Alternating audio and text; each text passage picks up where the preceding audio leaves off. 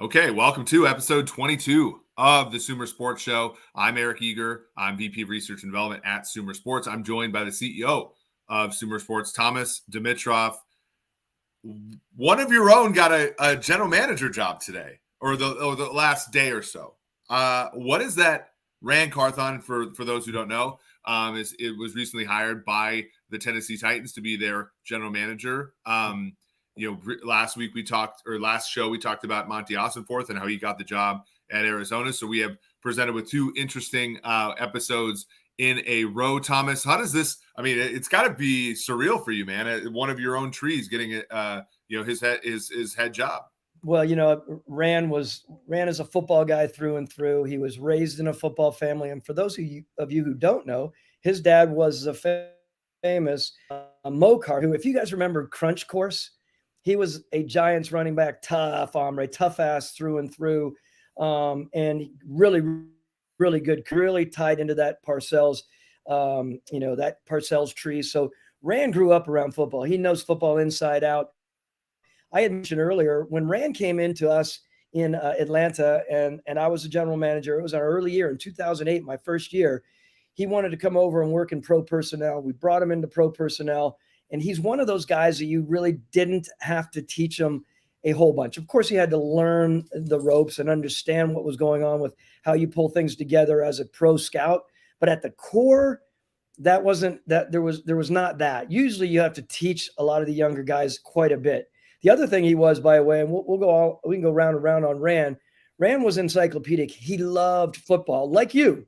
He loves football. He loves names. He talks about them. He not only knows the players that are the studs, he was very good about knowing, the high schoolers, the blue chippers coming up. So by the time they got 2 or 3 years in, man, he was already dialed into them, which I thought was very fascinating. And I really, really appreciated that with Rand. And Rand and I didn't have a ton of time together. He stayed with us from 2008 until I think 2011.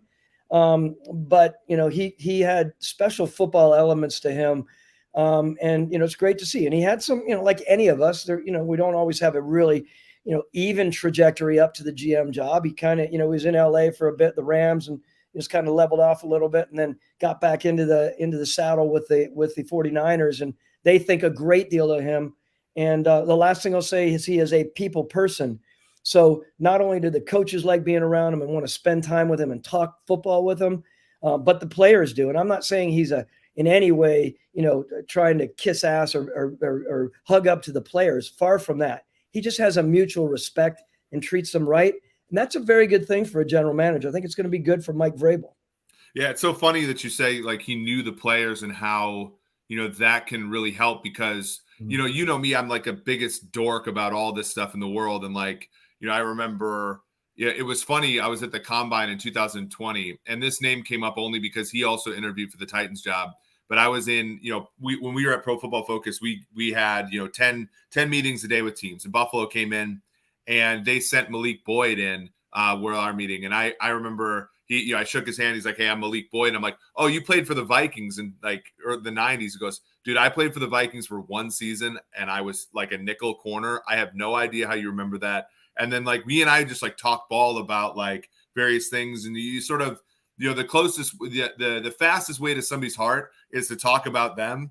And so, if you have that kind of knowledge, of course, you can sort of learn things, because obviously people open up more quickly if you know that. And if Rand had that, he might have been able to, learn more quickly and stuff like that. And that, of course, that's how you tap in, because this is a people business, and, people have experiences, and a lot of them are willing to like let you in on them. Obviously, if you show interest in who they are, and if you know something a little bit about their history, that can be the easiest way to it.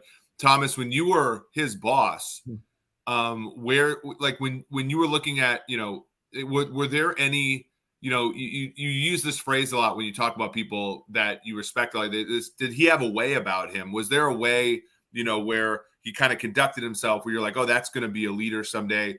Or was it slower? Did you know it right away? Was it surprising to you that he's made it this far after he left the Falcons? I know that 49ers team has been very successful, and he's clearly played a part in that and had his accolades that way.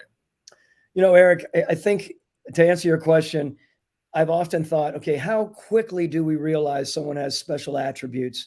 I've heard this line, the chops to be an NFL full-on leader as a GM and a team builder.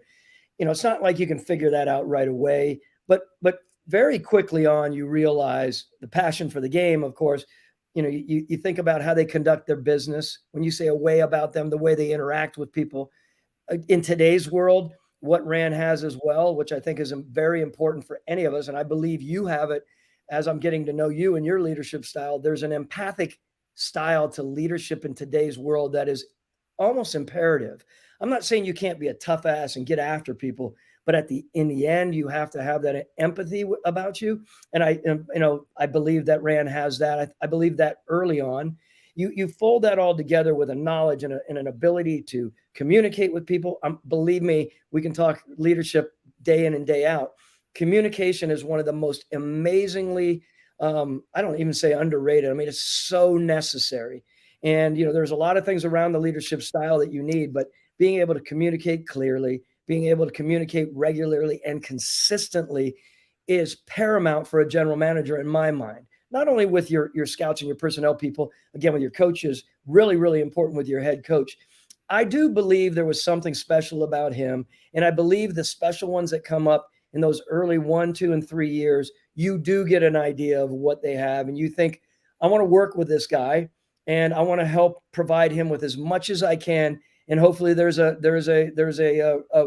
way or a trail towards a GM possibility. And look, the reality is he comes to the table with all his background and his family background, as I mentioned to you, and knowing football from the day he was born. And I have a great deal of fondness for people like that. Of course, having been a coach's son myself, and I love the fact that he satisfies the underrepresented element in this league that Rod Graves, my good friend with the Fritz Pollard Alliance, is doing such a great job pulling those people together so that the owners have a really good understanding for for where they are from an underrepresented standpoint and what this league needs as we're evolving.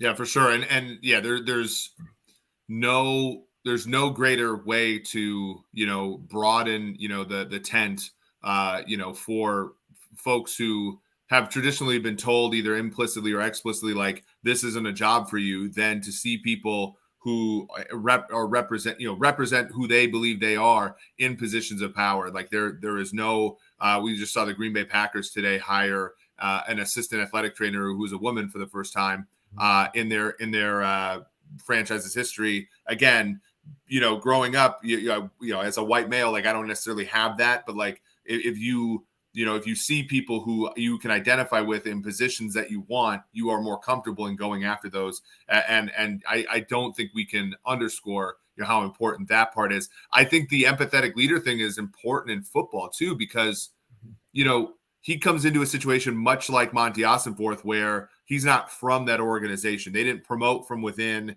much like the Arizona Cardinals did not promote from within.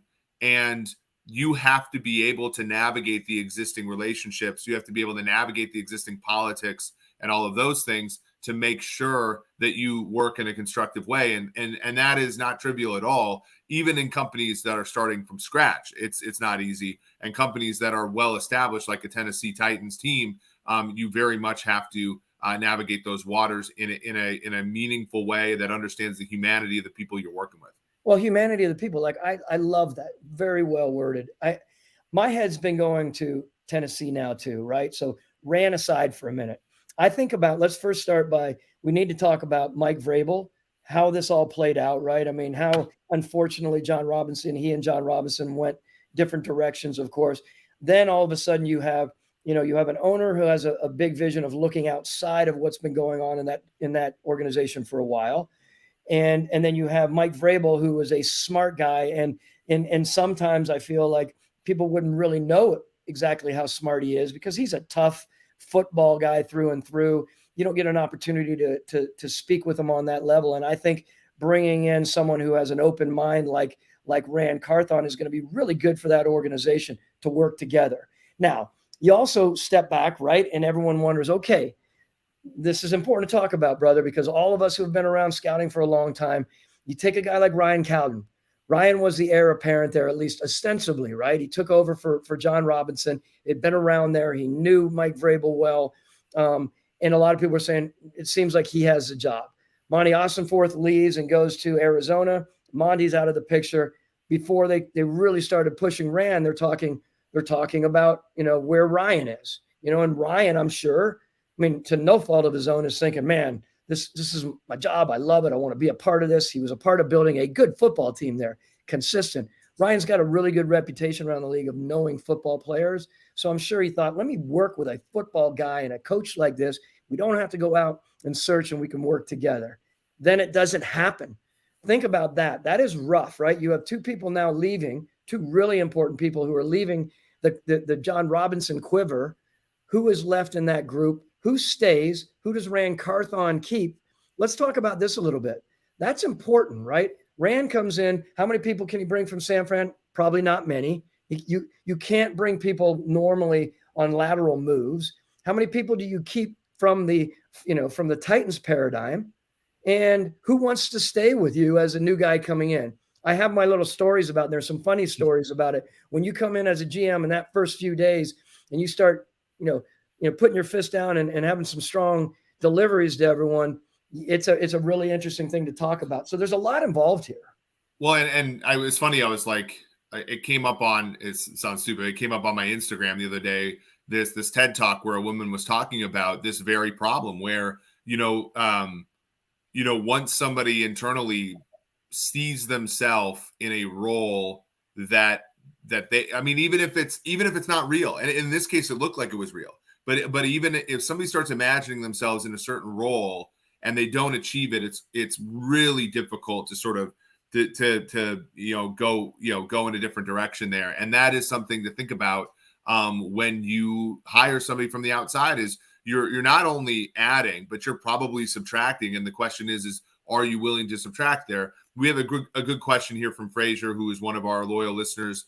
Do you think Tennessee should be in rebuilding mode considering their recent form, or is this season more of a misfortune? Do you consider them a potential contender? Like, this is a really good question. And maybe this move to get Rand Carthon into place is more saying, look, like, we had a bunch of great years. I can't remember exactly 4 or 5 straight seasons with a winning record, 2 straight division titles. And yet at the same time, it might have been time to sort of turn the page and start a new chapter in the Titans. And obviously we've talked about numerous times on this show, Vrabel is a fantastic coach who deserves to stay. And maybe this is a move to signal we are starting in a different direction from a front office standpoint. But that is tough because that means that people who have been in your building, who have been parts of division titles, playoff wins, AFC championship game appearances against Kansas City, and all of those things, those people ultimately have to go, because the reality of the situation, Thomas, is probably that he might want to go to a lateral move to a different team before he'd stay in his current role with the Titans.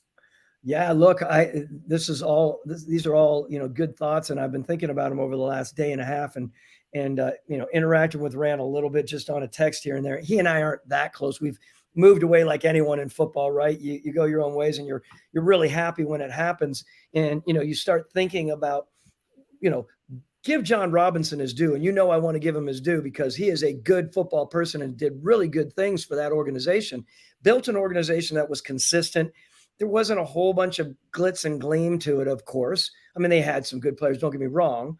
But of course, they were consistent and they dealt with things. Credit to John. And this is not taken away from Mike Vrabel. I think Mike Vrabel is a very good football coach. But John Robinson was very good. My point is, they're not replacing Rand Carthon's not coming in replacing a lackey at that position, man. I mean, Mike Vrabel, in my mind, has hit the jackpot in a sense. He had a really good football person with a really good owner who gives them their due. And now he comes in with another guy who is replacing John Robinson as a really good, stout football person at the core. Time will tell, of course, how the decisions are made, of course, because no one ever really knows that. The idea that you're talking about, how they're going to build and what their approach is going to be, and Fraser's question, what will they do? Of course, they need a quarterback. Of course, where are they picking right now? Do you know off the top of your head? I believe in the top 10. Okay. Yeah. So it's their point right now to make some big time decisions.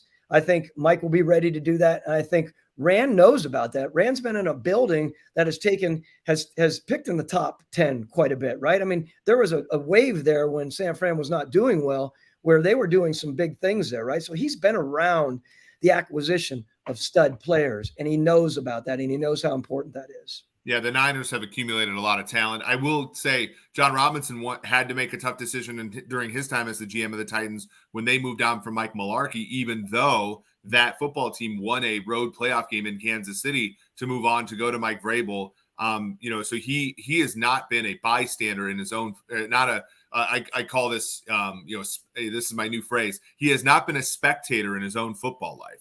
Like, he has made his own moves. And, ultimately Vrabel ended up becoming, more powerful in the situation. But, I think a lot of front offices would have stuck with a Mularkey after a 9-7, playoff win. But ultimately he moved on to a different coach, and it did good things for the franchise.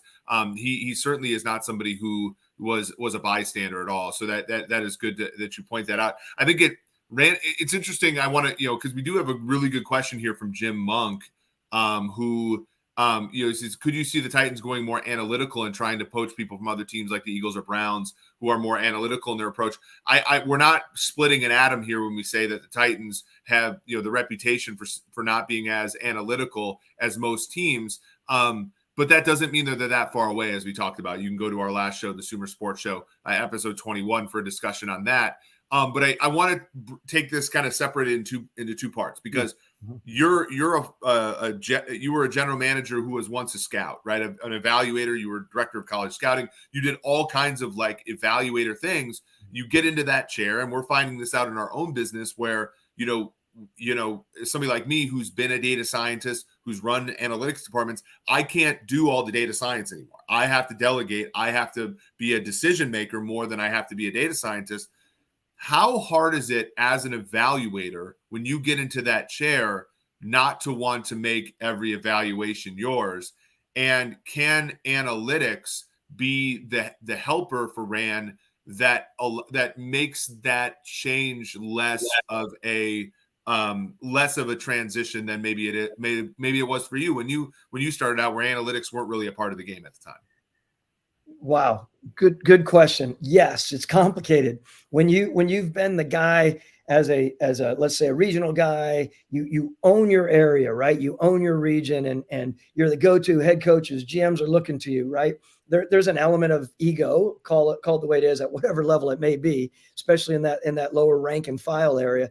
And as you climb through in the NFL, you start realizing you have less and less, you're less and less apt to know the ins and out of every player. You've taken pride to get there, right? So when you become the director of college scouting, you basically reach the top of knowing everything about the college world, and you love it. It's a great feeling. Now the next step up, right, is tough. You're no longer an expert in your area. You're no longer know everything about college scouting. You have to understand about pro personnel. You have to understand about, the financial side. There's many things. I'm talking about as you become an assistant GM and as you're moving up. When you finally get that GM role, man, that is a complete diversion. It's just very different. You sit back and you're thinking, you hear this often, and maybe you data scientists out there haven't heard this. It's a little bit dated and everything. All these football guys want to do is kick their feet back, throw a dip in. I've never dipped in my life. Throw a dip in and watch, 10 hours of football. Thomas, by the way, you would be the only person in football who would be an underdog in the betting markets to have dipped before. I would put you as an underdog, just knowing you and your commitment to health and that kind of thing. But yeah, the otherwise it's a better than 50-50 shot for most football people. But yeah, but even let's take a step back and talk a little bit more about what management is in general, right?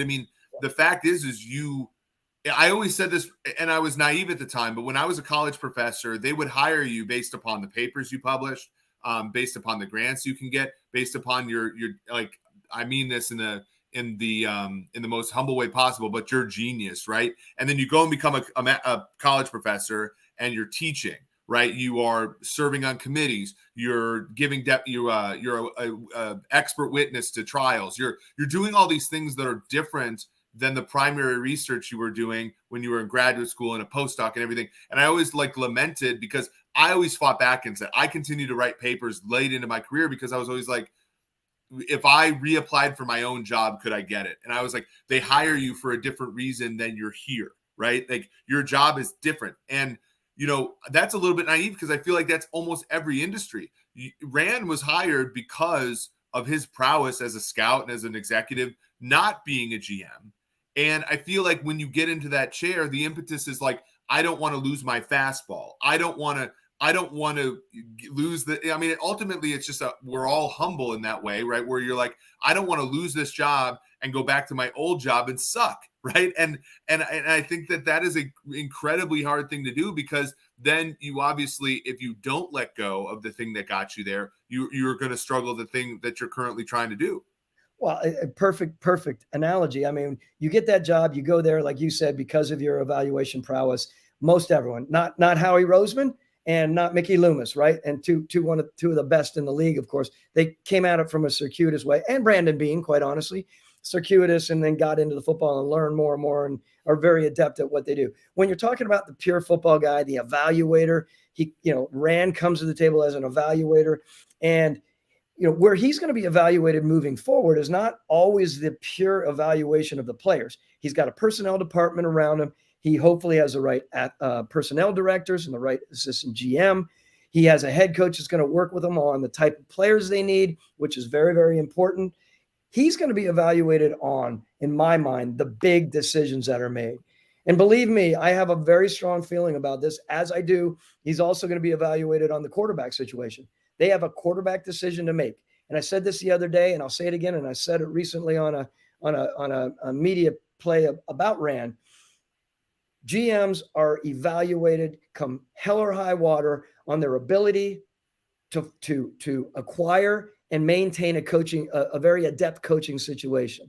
It is a massively important thing. You can hit on O-linemen or hit on running backs and blah, blah, blah. But if you don't hit on the quarterback and you don't have a feel for the quarterback, all of a sudden there's a want element to it and element to how you're perceived, and you start falling down. Now, my feeling is it's not all about the quarterbacks, but we all know how important it is. And big decisions along with quarterbacks, big decisions for general managers, for Monty Austinforth, for Rand Carthon, for Kwesi Adolfo-Mensah, as well as who else is new. These new 1 and 2 year GMs, everyone, this is big time. They got in and they look shiny. Now the rubber hits the road. How are they on these big decisions, big free agent decisions? How are they about helping to hire the coaches? How are they about even things as far as what decision do they have and how are they going to put together their football and athletic performance department? I mean, if you can keep people on the field and keep them healthy, well, that's a very, very strong feather in your cap as a general manager as well. So what I'm saying, a lot of things here, man. It's not just about evaluating more, and I'm sure Rand will realize that quickly. Yeah, absolutely. And I think that you bring up such a great point of like, this isn't perfect, but a football team is about 4 leaders, right? It's the owner, it's the general manager, it's the head coach, and like it or not, it's the quarterback. And, the general manager is tasked in many times with acquiring one of those people, oftentimes 2 of those people. Mm-hmm. And, that can be a difficult thing because as we saw in Tennessee, you can acquire both of those people. Robinson got Ryan Tannehill in a trade for a 6th or 7th round pick and hardly any money. And that guy can, basically outshine you. And the head coach can outshine you. As we said, he replaced Malarkey with Vrabel, and it ended up being something where it ultimately, because of the power struggle, was one of the reasons he had to go. And so that can be tough.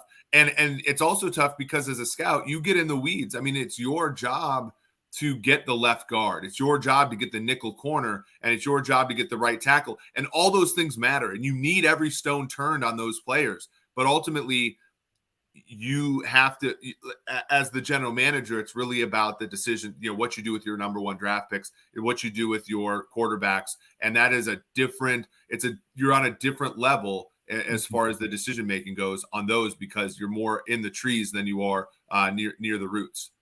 That's right. And if I can interject before we move on or wherever we're going to go next, please make sure you understand me. You're not losing that. If you're hired as an evaluator and you're a damn good evaluator, that's where you need, in my mind, in our mind, hire, Sumer Sports to augment your abilities and continue to take yourself from being, really good at what you do to help you with those decision-making elements that are big. But I will say this, if you're a football guy and an evaluator at the core, you're never going to lose that, right? So what happens sometimes is you may not spend, hours and hours with the proverbial dip in your mouth watching, 10, 12 hours a day in 10 or 12 videos, game videos of people. You're much more adept at the sort of, what do you call it? What's the book called? Snap Vision, Blink.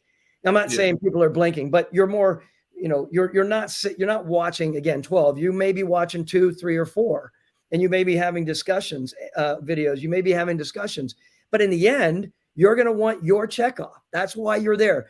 With GMs who turn it over to people within their building, and all of a sudden things start going awry, there's nothing worse than looking yourself in the mirror saying, I did not put my final touch on building this team and on the evaluation of these players.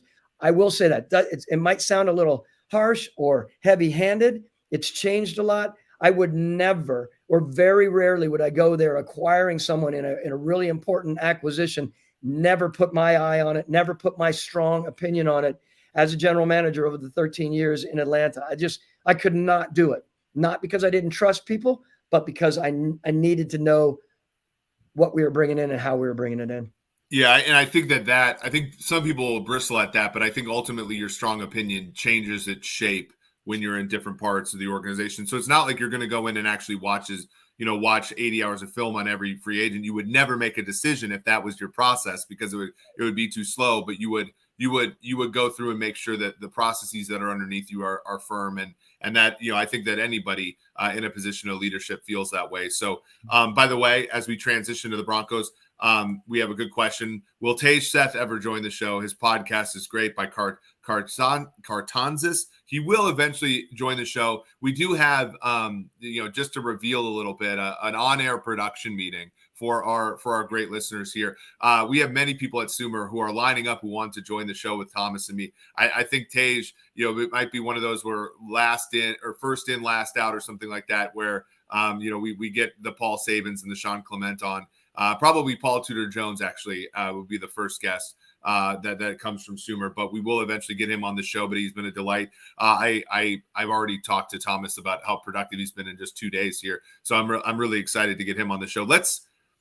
Let's talk Denver Broncos, right? Because we have this situation now where Denver, and this was a great question from Amy Bright, who is one of our loyal listeners. She commented on the YouTube. By the way, you can comment not only on the YouTube live, which a lot of people are right now, and we'll certainly put them up on the board. But you can also comment afterwards, which is what Amy did here. You can also go to iTunes and leave a review, and we will read those reviews on air. Those really do, by the way, if you smash the like buttons, you add reviews, those really help our podcast get to more listeners. We have grown substantially over the last month, but we'd love to reach even more eyeballs and ears over the next month or so as we get to the offseason of the NFL, where Thomas and my discussions, I think, can really shine here. So Amy says, amazing work as always, gentlemen. Curious what the 3 things Eric thinks about the Denver Broncos: giving up a first-round pick for Peyton,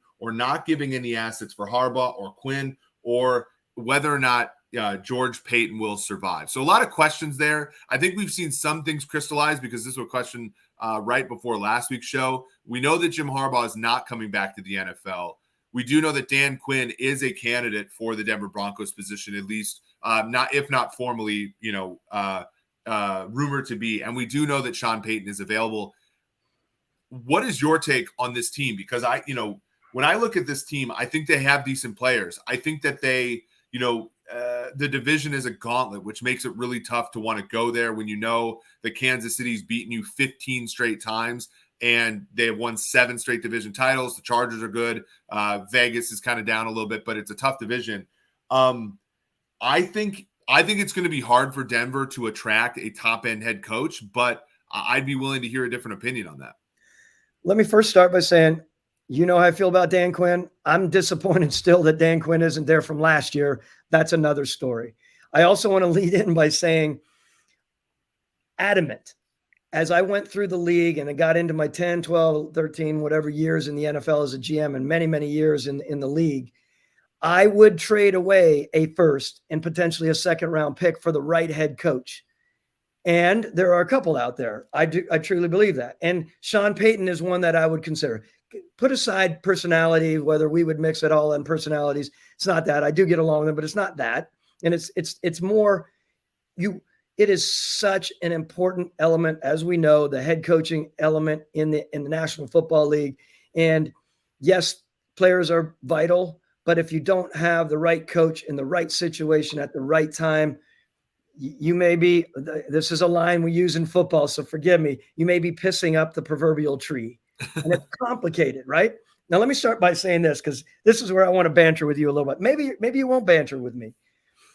You're saying about Denver having a tough time potentially attracting. Here's what I say. Sean Payton, let's put Dan aside respectfully for a minute, and of course Harbaugh or whoever it is, and let's talk about Sean Payton. Sean Payton leaves New Orleans, and he goes out in the media, right? Sean Payton is a high flyer, man. Really, really good football coach, like I said. Excellent. He's in the middle of everything. He loves the limelight in the way that he loves it, meaning he doesn't shy away from it, right? Start with that. He's great friends with Jay Glazer, and Jay and I we all get along. Jay, they fly high. They're strong people. They don't back down to anyone, right? Their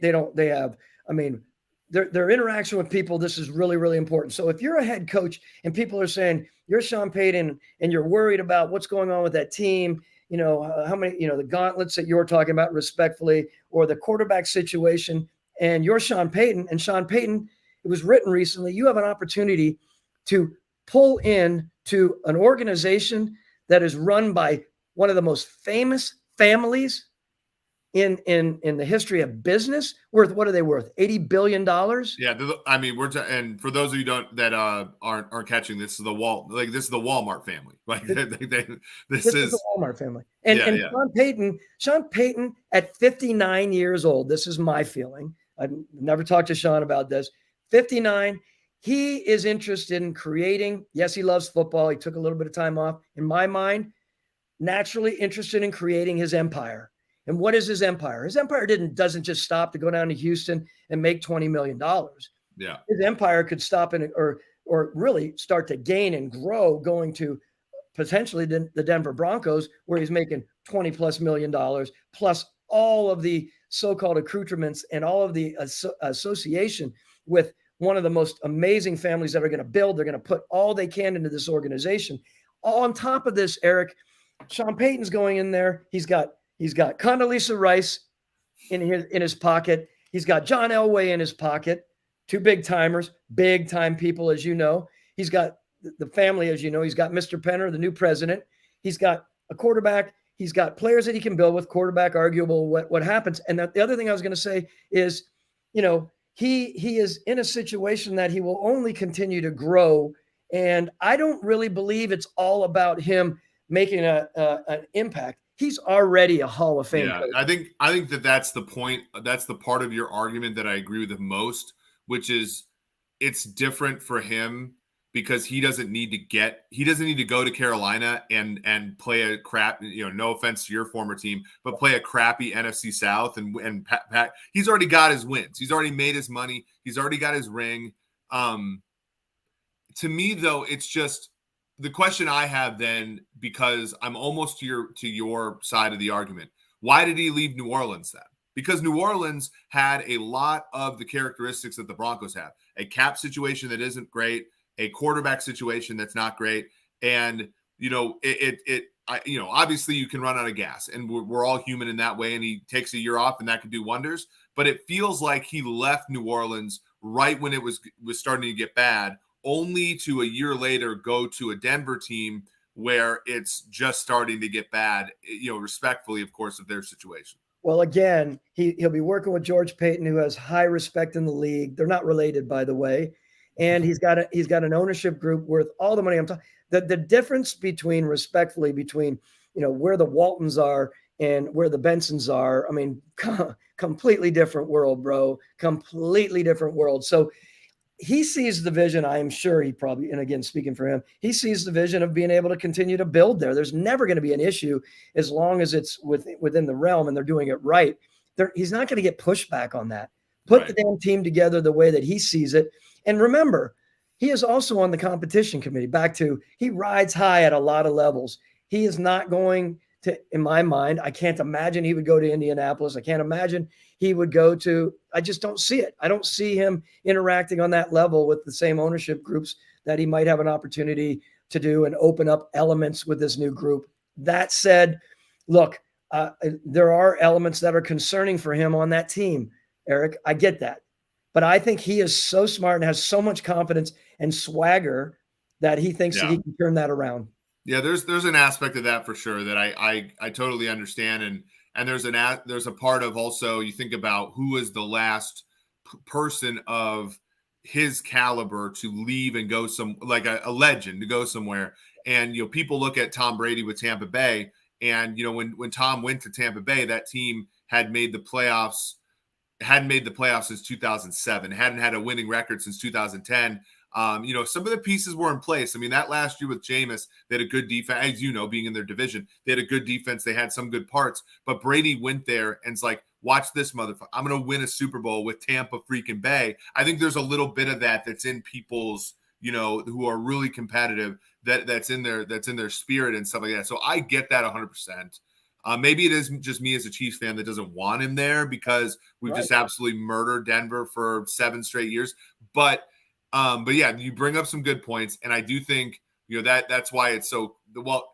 Honestly, that's why it's so cool to talk to you because you're closer. I actually bought Sean Payton a beer once when we were at Prime when we were at the combine. So I've at least shook his hand and talked to him about football, but I don't know him the way you know him, and also a lot more people like him, so you could kind of understand kind of what makes guys like that tick. But it also, you bring up another great point, which is Denver might not be an ideal job for a team. But by definition, if a team is firing their coach, the job isn't that great, right? So you think about Carolina, why did Carolina's coach fail? Well, the Carolina's coach failed because they don't have a quarterback, and they still don't have a quarterback. So is Carolina really all that much more attractive? Because they're, Houston's got a plethora of issues that have, held over from previous regimes and stuff. So, to your point, that one may not be attractive. Indianapolis has got another. Why did Frank Reich get fired? Well, because they couldn't figure out a quarterback. They still don't have a quarterback, right? So maybe he's surveying the seam and thinking it's not only that Denver might not be a great job, but it's better than a lot of the other jobs that I'm going to be offered. And, and to him, that might be another, tiebreaker. That's a great point, and it's worth continuing to talk about. And it is this. If you talk to some of the really, really important hitters in NFL football, I'm talking mainly coaches. I'm sure there are general managers out there, of course, who feel this way. Not every one of the ownership groups are coveted like others, right? Let's call it the way it is.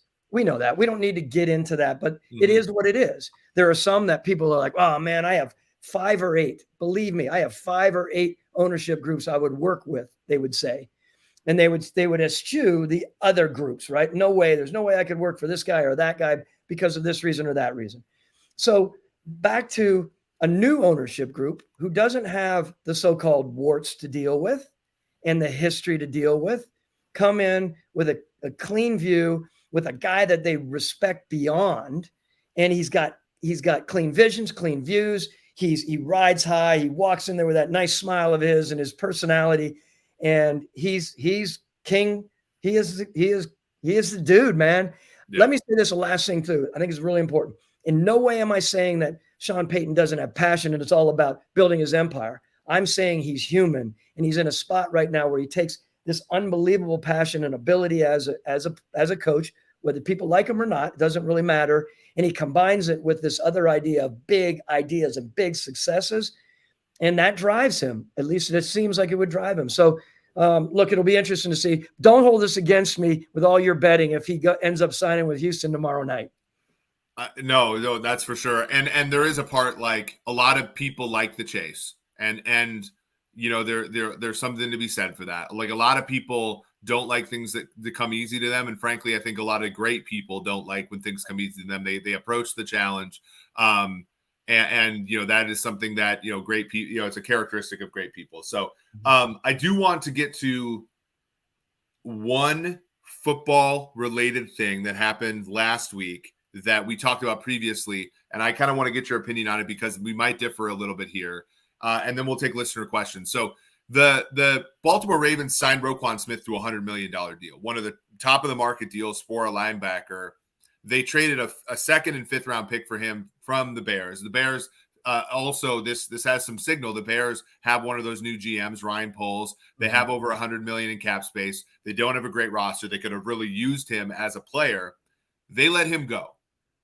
The Ravens, who, I'm not breaking any new ground here. The Ravens are considered, if not the top, one of the top 2 or 3 analytically driven teams in the league.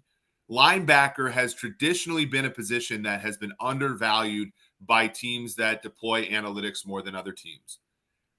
They did it. CJ Mosley was a 3 or 4 time All-Pro for them. They let him go in free agency, right? Instead of signing him to a big deal. Does this represent a significant change in what the Ravens want to do? Is there something that the analytics folks, namely me, are missing in this? Or is this just one of those things where you trade for a guy, he plays well above expectations, your defense is amazing relative to what it was before he got there, and you just have to reward the guy, because otherwise you're sending a signal to the rest of your locker room, especially in the situation that Lamar Jackson and them have put themselves in, where you have to send a cultural message to your locker room that says, if you play well, we will pay you.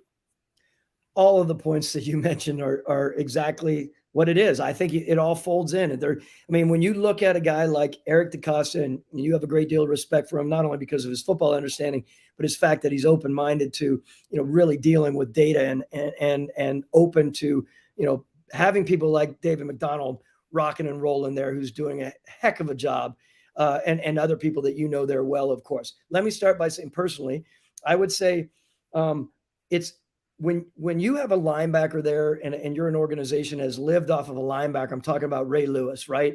And you have guys after that who have presence, and they just never reach back to what that guy was. I'm not being insulting at all, the people that they've moved on from, but Ray Lewis was the dude back to being a dude. This guy comes in here at 25 years old, right? As you said, tough, athletic, fast, smart. He just has the presence that they can now build off of. Little aside, Atlanta, we tried to build. We wanted a linebacker come hell or high water. We brought in Sean Witherspoon and thought he was going to be that guy for us, and he never rose to the occasion. And it was, unfortunately, no disrespect to him, he got injured, et cetera, et cetera. We never had that. For the Ravens to have a view like this, using analytics, of course, but using that acute eye as well that Eric DeCosta has, saying, I'm going to bring a guy in from Chicago that they're willing to get rid of. What they get rid of? You said a 2 and a 5 as well. 2 and a 5. Yep. And there was another linebacker. Can't remember who it was. There was a depth player that Baltimore sent over. Yeah. That's a big move. It's a bold move. And I love it for Eric that they're doing this and they're investing that much money in this guy that can be the replacement for a guy like Ray over the years. I love it. I applaud it for sure. And I love the fact that they know the last thing I'd say to you said, is it a diversion? Where's the intelligence of it? When Bill Belichick adjusted his approach, when a guy like Eric DeCosta might adjust his approach, that's a wide-eyed look. It's an understandable look. It's a smart, intelligent look. When people say, everyone can assume that we would do it this way all the time. We know our organization better than anyone else. And I don't really care what anyone thinks. I'm going to do it this way this year, or I might do it this way for the next 5 years. You have to have the confidence and understanding in your approach and your understanding as a builder to do things that are off the beaten path at times, at least as people are thinking, in my mind. I think it's going to be hard for that move mathematically to give them surplus value, though, right? Because the thing is, and we priced them out. So this is the other part of the problem, right? So I'm going to back off because, Thomas, you know that I don't necessarily like this move, and I'm going to be and my friends who are analytics people in the league are going to text me and give me shit if I don't put that out there and say that.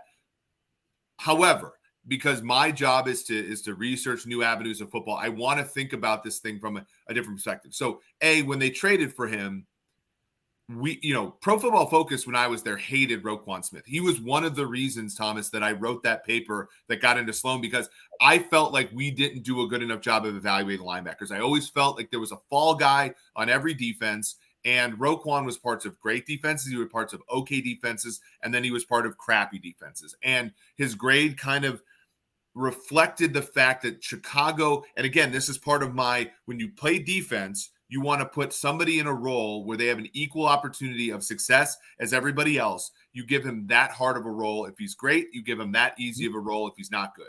And Roquan Smith was given the hardest role in Chicago, and he performed that role as well as the defense did over time. Okay. So his PFF grade was bad, and that clouded, that of course was one piece of information. Now we get to Sumer, and I don't want to step out of bounds here, but one of the evaluation metrics we have believes he's a $16 to $18 million player. And so trading for him, in my opinion, Thomas, was a value, because every time you trade for somebody on a rookie deal, you have to pay them almost no money. So you're getting a surplus on the field right away. If you let him go and get a third-round comp pick, the trade is an absolute slam dunk. An absolute slam dunk. The question that I have is, okay, you give up a second and a fifth. You estimate that to be, X amount of million per year. It's a decent. It's like 10 to 15 million a year for those picks. Well, a little bit less. So you've already given that up. You're not getting a comp pick back, and you're paying him 20 million a year when he on the field is maybe worth 16 to 18. So you have to somehow make up that surplus elsewhere. Where, if you're the Ravens, when you've made this decision, and for all the positive reasons that I laid out and you've laid out and agreed with, where do you make up that surplus? Because I think they can, but where do they do that? It's a good question. I'd have to really dig into the roster more. Where do they do it, generally speaking? You're moving on from those third contract guys, and you're moving on from the guys that you still like, but you're balancing. You're like, this guy's 25 years old, and we can grow for another 5 to 7, 8 years, or whatever it may be. We're building. We want to build a badass defense, and we think that he can be that. We're gonna lop off at other areas that even might be complicated for us, but in the end, we believe there's enough potentially in the draft and free agency that we can get creative with to justify and to pull through what we just did. Again, we'd have to go through the roster if I would give them exactly their due, but I think Smith, you can make the argument that he made Patrick Queen better. Patrick Queen, the first round pick out of LSU in 2020, who had been replacement level for 2 years, and then has been really good with Queen. With Smith. So you can make the argument that his value, he's shifting some value onto Queen. So that adds to his ledger, right? There's the other aspect of, do you really need the most efficient space-eating defensive tackles when he's there? Probably not, right? So to your point, you can move on from Calais Campbell. And so there are ways to work your way through this that I think could make it work. The one that, and I don't want to spring this on you because I know, it's complicated, but the quarterback is the one where I'm like, what do you do with the quarterback? Because you are very clearly at odds with your quarterback. We're not, there's no doubt that he doesn't make it to the game the other day, which is not a good look. He had his own agent, right?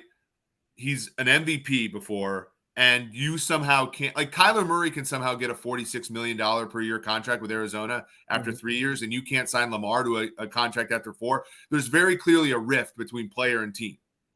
So, and now you sign Roquan to a top of the market deal. Lamar Jackson's, in his mind, is like, that's just driving the price up, boys. He's not being driven to consensus by this move, right? So to me, the biggest lever they have to pull is to say, well, we have to figure out quarterback, because at that point, all the Roquan stuff is second order compared to figuring out the QB. Yeah, I mean, the QB situation is really, really tough for both the head coach and the GM. And it's probably given him a lot of anxious nights when when they're agitated with him because they wanted back a while ago, they wanted it to be part of it, right? They wanted to grow together, and it's irritating them. To me, and I don't want to speak out on Eric. I think it speaks volumes. If I'm someone, I'm looking at thinking, look, we're going to focus on what we know we can focus on, what we know is imperative for us to get better. Yes, of course, we need to figure out a quarterback situation.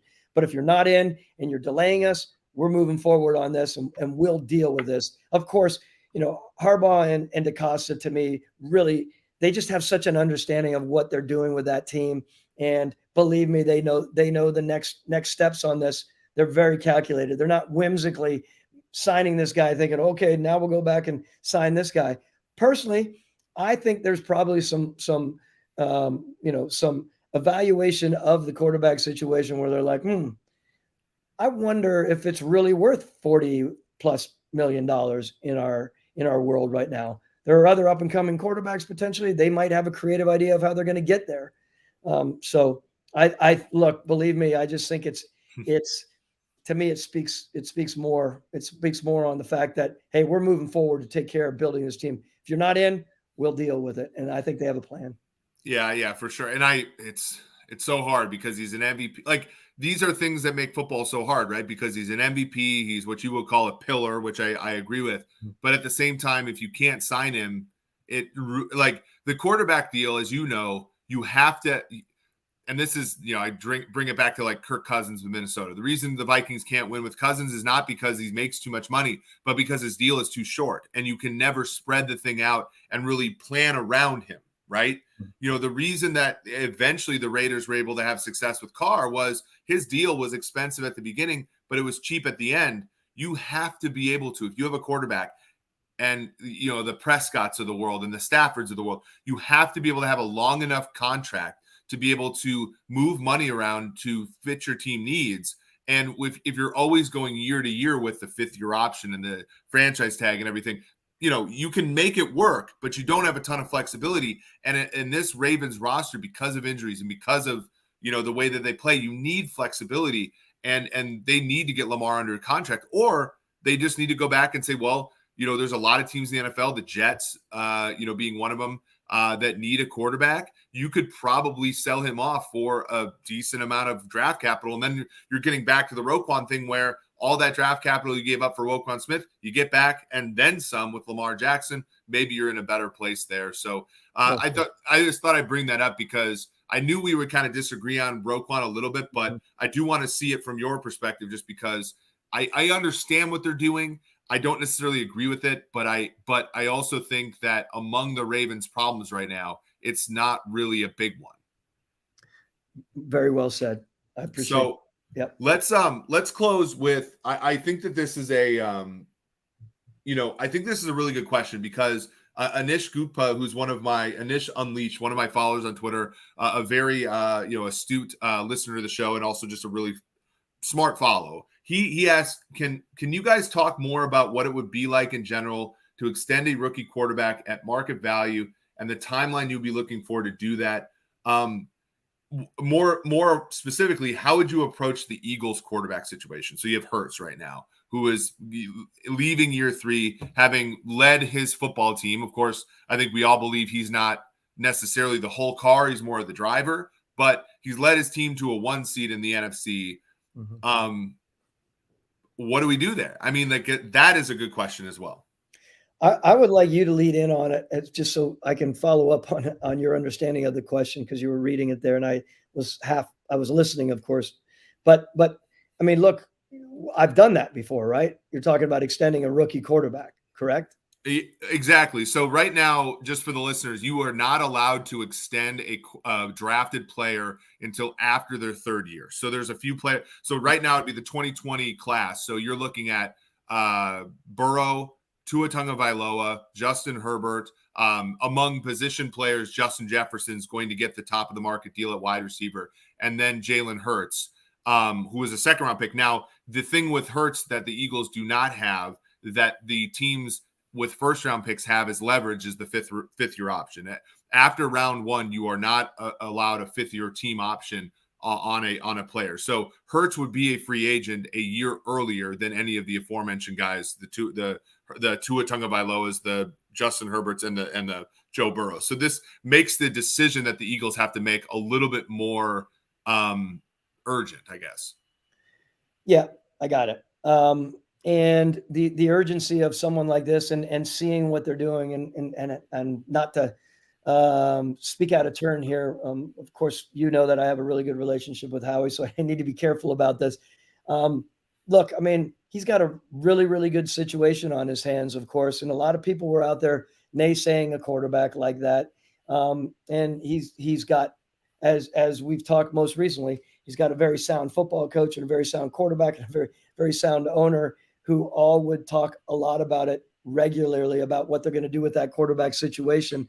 And so I don't want to step out too much. I'd rather hear you talk about it. I don't mean to back off of this, but not that I don't want Howie to get mad at me because I mean, look, go ahead. Yeah, well, because the thing about football, and you found this out as a general manager of a successful football team, is successful decisions in this league require hard decisions later, right? Like it's the Jets have a very easy decision to make about Zach Wilson. He sucks, so they got to move on from him, right? Like that's not that bad. But like when you make a great decision to draft a quarterback in round 2, when many people usually quarterbacks don't go in round 2. There's a hollow area between the top guys get taken in the top part of the draft, top 10, 15 picks. Then you get to like, Mason Rudolph, Kellen Mond, all those guys get taken first part of third round. Like people don't want to spend the second round picks on quarterbacks. And so the Eagles take Jalen Hurts there. And a lot, my former colleague, Kevin Cole, was really on the forefront here, but like a lot of people didn't like this. And, because again, if he never plays, then you are wasting a draft pick in some ways. But if he does play, he's like more surplus value than anybody in football. And that's what we've seen. The problem is the reason he's taken in round 2 is and he's not taking round 1 is part of the reason you're going to be hesitant to extend him. Because if you think about it, you take him in round 2, you move on from Wentz, which was another ballsy move from Roseman. You move on from Wentz, you play him. He's at such a surplus that you can go and get AJ Brown. You can go and get James Bradbury, Darius Slay, Hassan Reddick. I'm Chauncey Gardner-Johnson in a trade. You build this freaking team up, but that comes with you're going to have success, more or like. If he's not a disaster, you're going to have some success. But it's going to bring you to the hardest problem in football, which is when a guy has success, when you can surround him with talent because he's cheap, does that imply that you can have success with him when you can no longer surround him with talent? And we've seen that in Kansas City, right? Where Mahomes, Mahomes' first deal, they gave Sammy Watkins 3 years, $50 million, right? Like they could spend like sailors because Mahomes was making nothing. You had to be able to see what Mahomes did with all the resources and try to extrapolate what he would do without any of the resources. And that is a hard problem. Now, Mahomes, of course, has passed the test. Not only have they let Watkins go, but they traded Tyreek Hill and, their offensive line isn't quite as good. Hurts, I think both of us, I believe. I think Hurts is a good quarterback, but if you did not surround him with amazing talent, you would be wasting your money, in my opinion. If you gave Hurts the $40-50 million deal, I think you would regret it.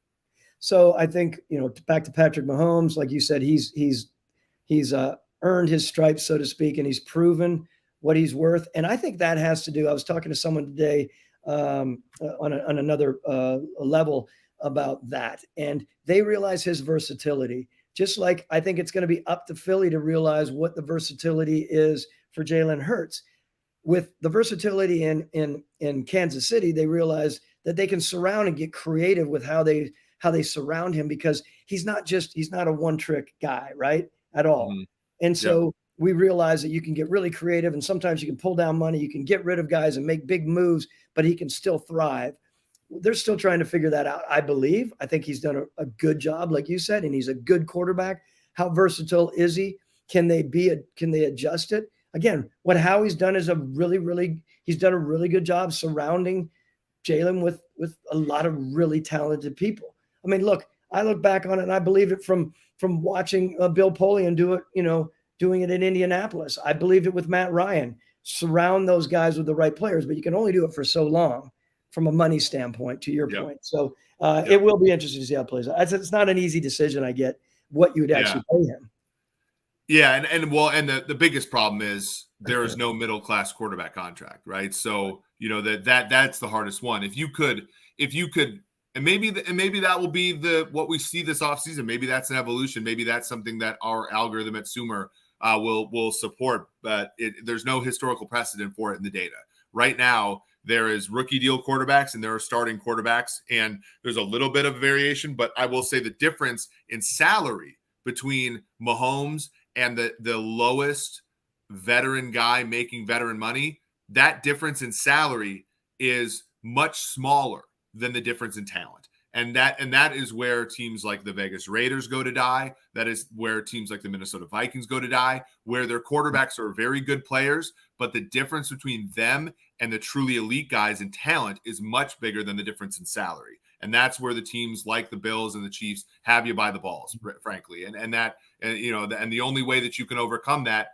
is by starting over at quarterback, which I know a lot of owners don't want to do. And that's what makes the life of a general manager incredibly hard. So this was fun, Thomas. I really enjoyed this. We are going to be back on Monday with talking about interior offensive linemen. I really had fun talking about tackle with you. If you want to go to @SumerSports on Twitter, I've been posting clips of our podcast. Please, as I said at the beginning, smash the like button, subscribe, rate, and review on all your favorite podcast platforms. We will continue to bring you guys, hopefully, the best football podcast there is. I've really enjoyed this greatly, and I enjoy interacting with you guys all the time. So for Thomas Dimitroff, this has been Eric Eager, and this has been episode 22 of the Sumer Sports Show.